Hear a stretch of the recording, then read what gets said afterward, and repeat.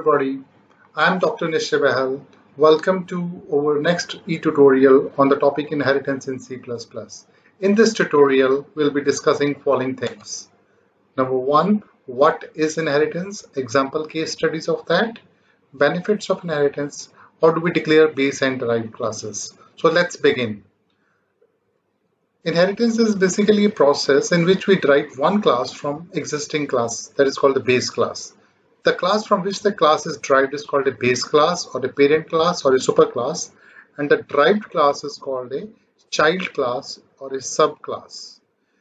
In inheritance, the major advantage is that the derived class contains all the features of the base class. So basically what we do is we extend the capabilities of the base class into the derived class. So all the features of the base class are carried forward into the derived class, plus derived class can have some additional features in the derived class definition. So we extend the reusability of the code. The programming that we did in the base class, we don't need to repeat that in the derived class. We can reuse the coding or the functionality covered in the base class. So the derived class has all the features of the base class, and the programmer can choose to add new features to the derived classes. So basically, inheritance is an implementation of a is a type of relationship. As we can see in an example given below, here we have a class person. The class person is a base class, whereas class doctor, footballer, and businessman are called derived classes. Class person has few attributes and few methods, data members and data methods, and that attributes are common for all the derived classes also. Class doctor, footballer, businessman has all the attributes of class person, plus doctor has some additional attributes like diagnostic skills. Footballer has some additional attributes like playing skills. Businessman has a few attributes like entrepreneurship skills. So all these three classes, doctor, footballer, and businessman, are called the derived classes, whereas class person is called a base class or a superclass or a parent class, whereas class doctor, footballer, and businessman are called derived classes, child classes, or subclasses. Let us see some examples. In this example, we can see class shape is the base class. Class triangle and quadrilateral are derived from class shape. Further, class right angle triangle is derived from class triangle. Square is derived from rectangle, and rectangle is derived from quadrilateral, which is derived from class shape. So we can see multiple derived classes here and multiple base classes also. Like right angle triangle is derived from triangle, and triangle is derived from shape. Square is derived from rectangle, and rectangle is derived from quadrilateral, which is further derived from class shape.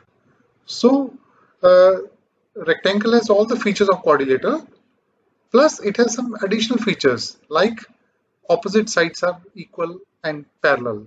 Square has all the features of a rectangle, but it has some additional features.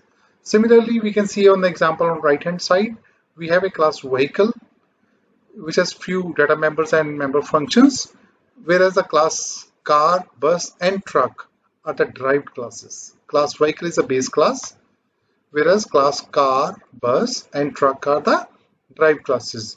Now these classes can have additional functionality as compared to the base functionality of the vehicle. For example, class car can have that luxury attributes to it.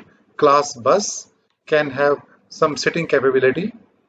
Okay, class truck can have some loading capabilities. So class car, bus, and truck are called derived classes or child classes or subclasses, whereas class vehicle is called base class or parent class or superclass. So this is the basic functionality of inheritance, in which one class derives the feature of another class.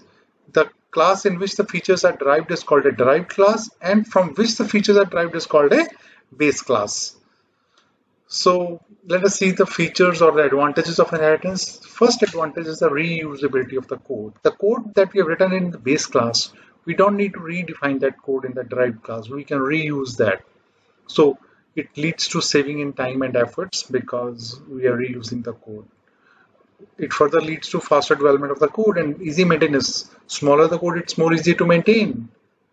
More the reusability, more is a faster development. And we are capable of expressing transitive relationships also. What is the transitive relation? A depends upon B and B depends upon C. So we say A depends upon C. Similarly, a class B is derived from class A, class C is derived from class B. So we can say class C is derived from class A. So that are the few of the advantages or the features of inheritance. Now let us see how do we declare base and derived class. Here we have a class sample and the base class is my class and sample is a derived class.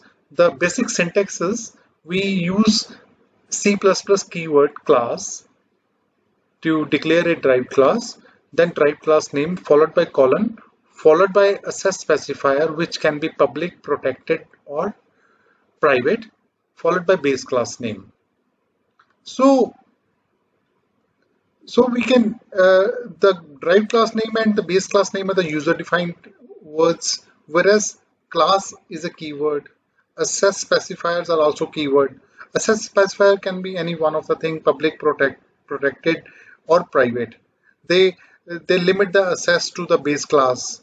They help in the data hiding and controlled access to the data members.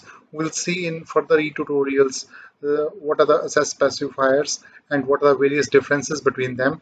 We will cover that in our next tutorial. So the basic syntax is like in example here, class sample colon public my class. This means class sample is publicly derived from base class my class. Here my class is a base class, whereas sample class is called a derived. In tutorials we'll see the access specifiers, the differences between them and their example programs. So thank you very much.